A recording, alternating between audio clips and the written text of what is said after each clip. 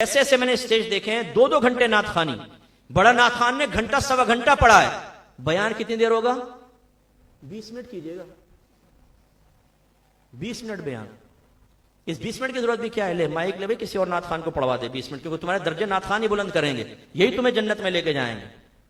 دین کا علم تو چھوڑ دو, قرآن کو سائڈ میں رکھ دو, حدیث کو سائڈ میں رکھ دو, اب صرف جنت ملے گی نعت خوان سے, وہی آپ کو جنت میں لے کر جائے. ناراض مت ہوا کرے, میں خلاف نہیں ہوں, لیکن میں ٹو دا پوائنٹ گراؤنڈ ریلیٹیز پہ کلام کرتا ہوں. آخرت میں ایک نعت خوان آپ کی نجات کا ضامن ہو سکتا ہے, اس پہ قرآن حدیث سے دلیل لاؤ. نمبر 2, نعت خوان علماء سے بھی افضل ہو جاتا ہے, یا نعتیں پڑھ کے بڑے درجے بلند ہو جاتے ہیں. قرآن کی ایک آیت لاؤ نعت خوان کی فضیلت پر, حدیث لے کر آؤ نعت خوان کی فضیلت پر. میں آپ کو حدیثیں پیش کر سکتا ہوں کہ علماء میدان معاشر میں آپ لوگوں کی شفاعت کریں گے. میرے آقا نے فرمایا شہداء علماء آئیں گے, اللہ تعالیٰ شہیدوں سے فرمائے گا جنت میں جاؤ, اور علماء سے فرمائے گا ٹھہر جاؤ اور لوگوں کی شفاعت کرو. ہم پیش کر سکتے ہیں. اب مدارس میں تنخواہ, پیسے نہیں ہے تنخواہ دینے کے لیے. ٹیچر اپنے بچوں کے سامنے کہہ رہا ہے کہ یار میرا گھر کا گزارا مشکل ہے, بتاؤ کوئی اپنے بچے کو عالم دین بنائے گا؟ بولیے, بنائے گا؟ کبھی نہیں بنائے گا کہ نہیں میرا بچہ بھی اسی طرح بیچارہ 12,000-15,000 میں کیسے گزارا کرے گا, چھوڑو بھائی عالم دین نہیں بناؤ.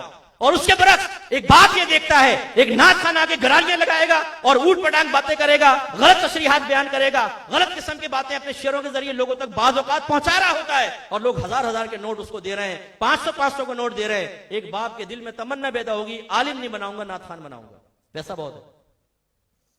یہ ہمارا درد ہے. آپ نے کس طرف اہل سنت کو لگا دیا ہے. یہ تعلیمات اولیاء یہ تو نہیں تھی, تعلیمات تو یہ تھی عالم بنو, وقت نکالو, اپنے بچوں کو عالم بناؤ, اس معاشرے کو مستحکم کرو, چلتے ہوئے علمی نظام کو اپنے پیسے کے ذریعے, اپنے افرادی قوت کے ذریعے تقویت پہنچاؤ. اس سے دین قیامت تک کے لیے زندہ ہوگا. جو ہم روش پہ چل رہے ہیں اس سے دین زندہ نہیں رہے گا, اس سے گزارا ہوگا. مدارس کا قیام چاہیے, عالم ہوں, عالمہ ہوں, مفتی ہوں, مفتیاں ہوں, کتابیں لکھی جائیں, شروحات لکھی جائیں, تفسیر لکھی جائیں, علمی ماحول بنے تاکہ لوگ گناہوں سے بچیں, عقیدہ مضبوط کریں اور اللہ تعالیٰ کی رضا حاصل کریں. ہم نے تمام کام چھوڑ دیے. ہمارا پیسہ علمی ترقی کے لیے استعمال نہیں ہوتا. اب ہمارے کیا ہے, تیجا, 40واں, 10واں, 20واں, عرس, برسی, 11ویں, 12ویں, نعت خوانی, ختم قادریہ, شب برات, شب معراج. میں ان کو غلط نہیں کہہ رہا ہوں, لیکن میں نے 14 چیزیں, یہ 12 چیزیں آپ کو گنوا دی. ان کا مجھے بتائیں کہ دین کو براہ راست فائدہ کیا ہے. ان میں نہ کوئی بیان ہو رہا ہے, نہ اصلاح ہو رہی ہے, نہ کوئی گناہوں کی معرفت. برکت ضرور ہے, ثواب بھی مل رہا ہے. ہم نے قوم کو اس میں لگا دیا, اور پھر ایک ماحول ایسا بن گیا ہے کہ ہمیں شارٹ کٹ کی عادت ہو گئی. ایک بچہ ہے نماز نہیں پڑھتا روزانہ, میں کہتا ہوں تم سب کون ہو؟ اب یہ عاشق رسول ہیں. جنت کس کی ہوتی ہے بولو؟ عاشق رسول. ہم رسول اللہ کے, جنت رسول اللہ کی. کیوں گھبراتے ہو عاشقو, سرکار تمہیں جنت میں لے جائیں. وہ چرسی پھڑک کے کہتا ہے یار مفتی صاحب تو کہتے تھے نماز پڑھو, قرآن پڑھو, گناہ سے بچو, لڑکیوں کو چھوڑ دو, گالی مت دو, رزق حلال کماؤ. اتنا مشکل راستہ, اللہ اس کو زندہ رکھے تو سیدھا جنت میں لے جا رہا ہے. یہ ماحول بگڑ چکا ہے. ہمارے نوجوانوں کی عملی حالت کی خرابی میں ان کا بہت بڑا کردار ہے. یہ میرا درد ہے جو میں آپ کو ظاہر کرتا ہوں. اب یہ نہیں ہے کہ سارا معاذ اللہ ملبہ نعت خوانوں پہ ڈال دیں کہ نعت خوانیاں ہی کر رہے ہیں. ہم بھی تو ہیں نا اسی میں شامل. اس پورے کلچر کو پروموٹ کرنے میں ہمارا بھی تو کردار ہے نا. ہم نعت خوانیاں رکھواتے ہیں بڑی بڑی, اور سالانہ نعت خوانی خرچہ کتنا ہے جی؟ 10 لاکھ 12 لاکھ. تم نے کبھی ایک سال کے اندر 1 لاکھ روپے بھی کسی مدرسے کے اندر دیا ہے نبی کریم کے علم دین کو عام کرنے کے لیے؟ ہم ہٹ گئے اپنے راستے سے. اگین عرض کرتا ہوں, میں نعت خوانی کے خلاف نہیں ہوں, میں نعت خوانوں کے خلاف نہیں ہوں. ہاں, ان نعت خوانوں کے ضرور ہیں جو بالکل بے عمل, داڑھی منڈائی ہوئی اور سرکار کے عشق کی باتیں کر کے لوگوں کو بے عمل بنا رہے کہ داڑھی منڈا ہونے کے ساتھ بھی ہم عاشق رسول, تم بھی ایسے کر لو. ان نعت خوانوں کے ضرور خلاف ہو جو نمازیں نہیں پڑھتے, ان کے خلاف ہو جو لڑکیوں سے دوستی رکھتے ہیں, ان کے خلاف ہو جو ماں بہن کی گالیاں بکتے ہیں, ان کے خلاف اگر کوئی عالم ان کی اصلاح کرنے لگے, وہ اپنے گیدرنگ کے اندر اس کے بارے میں بد یعنی گندے الفاظ ادا کرتے ہیں, اس کو گالیاں تک بک دیتے ہیں, ان کے خلاف. میں ان کے خلاف ہوں جو اپنے شعر کی شکل میں ہمارے نوجوانوں کو ایک غلط تصورات قائم کروا رہے ہیں. یہ بھی آپ کو سمجھنا ہوگا, شعروں میں بعض اوقات ایسی بات لکھی ہوتی ہے جو ہمارا نہ عقیدہ ہے نہ ویسا آخرت میں ہوگا, لیکن جب آپ اس کو سنتے ہیں تو آپ اس کو بلیو رکھ لیتے ہیں. ایسے خود ساختہ شعر, خود ساختہ اپنے اچھے انجام, خود ساختہ قبر کے اندر راحتوں کے واقعات یہ بنائے گئے ہیں, اور اس کی وجہ سے پھر ہمارے نوجوان جو ہیں وہ سمجھتے ہیں شارٹ کٹ مارو. کیا ضرورت ہے علم سیکھنے کی؟ غوث پاک جو کرتے رہے چھوڑ دو, جو نبی کریم کرتے رہے چھوڑ دو. سرکار مسجد میں آئے, 2 گروہ بیٹھے ہوئے تھے. ایک صحابی درس دے رہے تھے, درس قرآن یا درس حدیث, یہاں ذکر کی محفل تھی. سرکار نے پہلے ان کو دیکھا, فرمایا یہ بھی اچھے ہیں, لیکن پھر اس علمی حلقے کی طرف بڑھے اور فرمایا بعثت معلما، اللہ تعالیٰ نے مجھے علم سکھانے والا بنا کر بھیجا ہے، ان کے ساتھ جا کر بیٹھ گیا سکتا۔ یہ مقام مرتبہ ہے علم کا، یہ آپ دیکھیے گا۔ چلے نعت خان کی فضیلت میں حدیث لائیں، سب سے اونچے انبیاء علیہ السلام، پھر نعت خان ہوں گے ثنا خان؟ نہیں ملے گی۔ میں آپ کو حدیث پیش کرتا ہوں، سرکار نے ارشاد فرمایا جنت میں سب سے اونچا درجہ انبیاء علیہ السلام کا ہوگا، اور اس کے بعد علماء ہوں گے جس کو آپ کے نبی عزت دیں۔ اور یہ فرمایا عالم کا مقام عابد سے ایسا جیسے میری تمہاری ادنا شخص پہ فضیلت، آپ اس کو نظر انداز کر دیں اور نعت خان کو اس طرح عزت دیں کہ عالم بھی ڈیگریڈ ہو جا رہا ہے، احساس کمتری کا شکار ہو، اور بعض اوقات پچھتائے کہ کیا ضرورت ہے اس فیلڈ میں آنے کی، میں بھی نعت خان بن جاتا۔ لوگوں کا ذہن بن جائے کہ علم سکھانا کوئی ضروری نہیں ہے۔ دیکھو مفتی صاحب تو وہ پڑے ہوئے تھے اسٹیج کے کونے پر، اور نعت خان کی عزت ہزار کے 500 کے نوٹ، ایک ہی وقت میں 1.5-2 لاکھ کا تو نذرانہ ویسے جمع ہو گیا، تو کیوں نہ اپنے بچے کو میں نعت خان بناؤں؟ تو چلو جی، یہ معاشرے میں کیوں بگاڑ پیدا ہوا ہے؟ کس نے یہ سوچ دی ہے؟ یہ میں چاہتا ہوں اس سوچ کو بدلنا۔ تعلیمات اولیاء یہ کہہ رہی ہیں علم دین سیکھیں، اپنا احتساب کریں، گناہ سے بچیں۔ ہاں پھر ٹھیک ہے، میں بھی نعت سنتا ہوں، سب نعت خان مجھ سے پیار بھی کرتے ہیں، ہاں اس طرح کی باتیں سن کے برا بھلا کہتے ہوں تو مجھے اس کی پرواہ بھی نہیں، میں کسی سے بغض نہیں رکھتا، سب سے پیار کرتا ہوں، سب سے محبت کرتا ہوں، واللہ سب سے محبت۔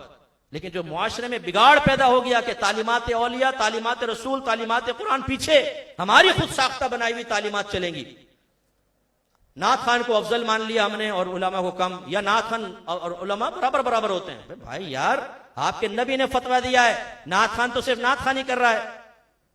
عابد کو دیکھیں نا، دن میں رو دے رات کو نوازے، تب سرکار فرما رہے جیسے عابد جو ہیں وہ اس عالم کے پاؤں کی خاک تک بھی نہیں پہنچ سکتے۔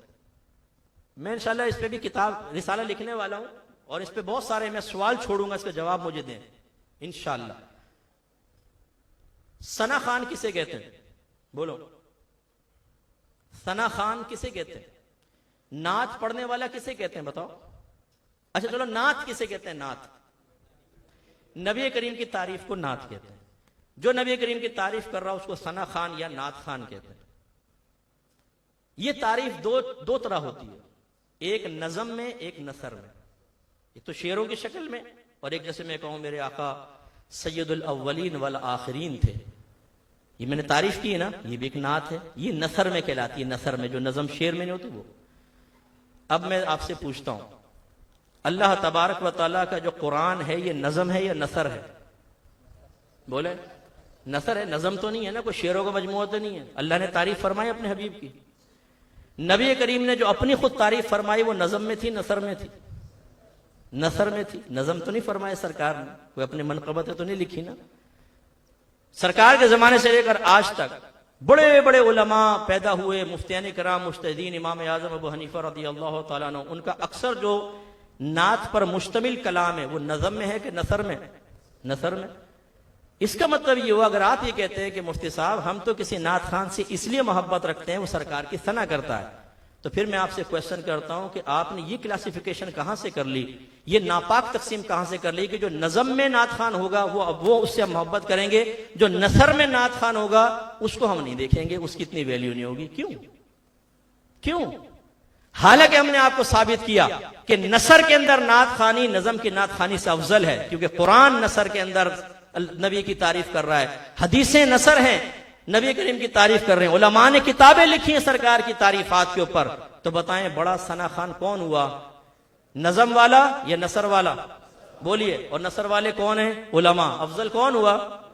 علماء ہوئے۔ پہچانے تو صحیح نا، لیکن ہوگا یہی، اب بھی یہی ہوگا۔ مجھے پتا ہے نا کہ ہم لوگوں کی طبیعت کیفیت کیا ہے، اب بھی آپ اسٹیج پر پہنچیں گے تو بڑا نعت خان آئے گا تو آپ عالموں کو بھول جائیں گے، بڑے نعت خان، اس کو عزت دیں، اس کا انکار نہیں، لیکن خدا را ایسی عزت نہ دیں کہ ایک عالم اپنے علم کو حقیر سمجھے، اس کے دل میں خیال پیدا ہو یار کاش میں بھی اس طرف آ جاتا، میں نے اس فیلڈ میں آیا، مجھے دیکھو تنگ دستی ہے، گھر میں گزارا نہیں ہے، مہینہ پورا کرنا مشکل ہوتا ہے، اور یہ آ کر چند شعر پڑھ کر اتنے سارے پیسے جمع کر کے لے گیا۔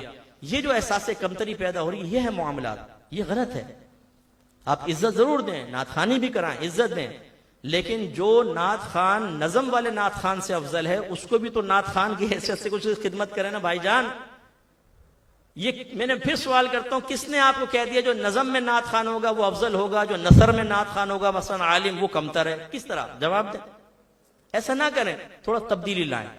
اب مدارس کو آباد کریں، اہل سنت کے مدارس۔ امید ہے کہ انشاءاللہ آپ برا نہیں مانیں گے، اور میں اگر کوئی نعت خوان میرے اس بیان کو سن رہا ہے برا نہ مانیے، آپ بھی بلکہ اس میں کردار ادا کریں۔